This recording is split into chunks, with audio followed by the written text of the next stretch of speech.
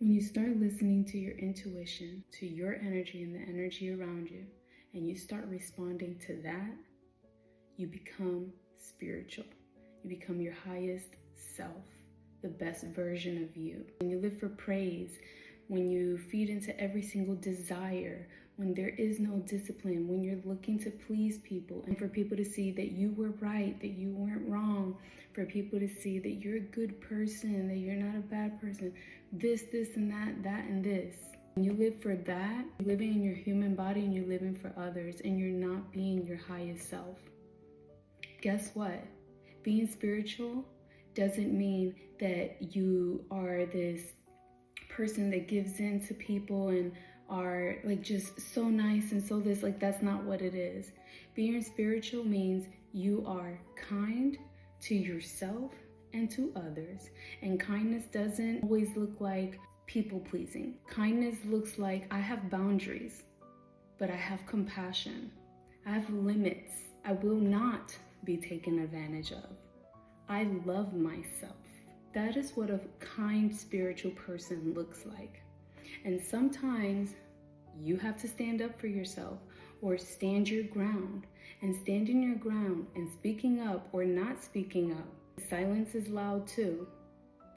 And not giving in to what another person is trying to get you to give into, whether that's minimizing yourself, apologizing when you don't need to. When you're in that position and you don't do it as a spiritual person, or just not even as a spiritual person, people look at you like you're the problem. Or they put out an energy like, I'm upset. I don't like that. You were wrong. That's fine. Let them bask in that energy. Let them believe that. What they believe of you is not your problem, because you are your truth. You live it and you stand in it. Point, period, blank. Period, point, blank. Period, point, blank. You live in it and you stand in it and you reflect it. That is love for yourself. That is self-respect, okay? And being loyal to yourself and keeping the value that you deserve, your worth. Don't let no one rob you from that. You know who you are, and you've worked hard to become who you are. You've worked hard on yourself. You've healed for you to be given into people because they believe that this was the way it should have been done. No, no, no, y no. What I'm trying to say is listen to your intuition, be true to yourself. And in some moments, many moments sometimes, you will find yourself in sticky, icky situations where you may look like the bad person, or you may look like, well, I thought she was spiritual. I thought he was spiritual. I am. And this is what it looks like. This is what self-love looks like. This is what self-respect looks like.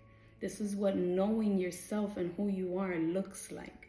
This is what not only knowing your worth and your value, but standing in it and holding it and adding more to it looks like. So take some tips, okay? So don't worry. Don't let nobody force your hand in situations and making decisions and doing things. No. There's many ways to stand your ground respectfully and holding up your respect, okay? Don't give it away. Don't give away your power. You've worked hard.